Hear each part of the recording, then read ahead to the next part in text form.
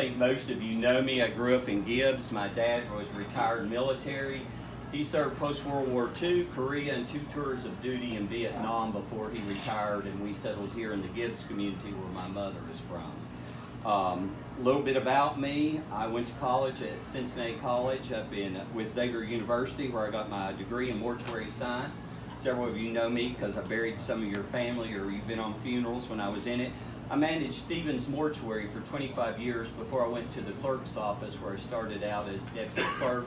Worked the whole way up to where I became the chief deputy clerk. And then the last couple of years I've been at Bridges Funeral Home, where the first of last month I stepped away from work, and I've been campaigning full-time for that position. A little bit about the Circuit Court Clerk's office. There's 4 divisions there, and to say the bulk of the work is down at Juvenile Court is not correct. For those people who use Circuit Court, when you're a doctor and you're being sued for malpractice, that's a very important court for you. That is the primary jury court for Knox County. Then you have Civil Division, where last year they had over 22,000 filings, new filings in one court. That one court handled almost what Circuit, Juvenile, and Child Support together combined handles.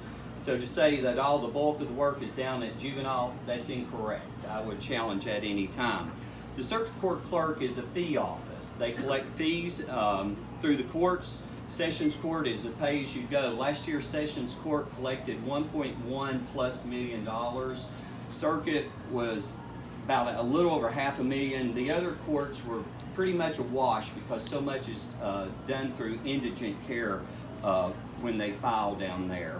So any excess fees are turned over. Sherry Witt, the Register of Deeds, in the last 8 years had turned over $5.5 million to the Knox County General Fund.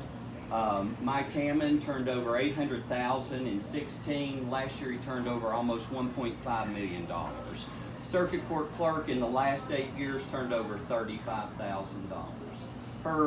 The present clerk, her salaries are over $2.1 million, salary and benefits. So is there something wrong there? Does there need to be a balance? Yes, there does. Ed Schau spoke on Tuesday. He has 40 employees in the trustee's office.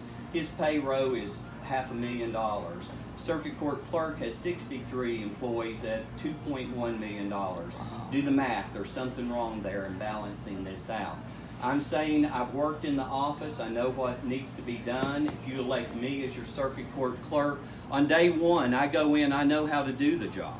You will not be paying me to learn the job. It is a court. There's 4 different courts. You can't pay someone to learn 4 different courts. The person needs to be able to step in on day 1 and do the job. I'm asking for your vote. I need your support. Early voting starts April 11th, goes through the 26th. May 1st is the primary. Whoever wins the primary, there is a Democratic opponent. So the election goes on until August. And pretty much that's all I have to say right now.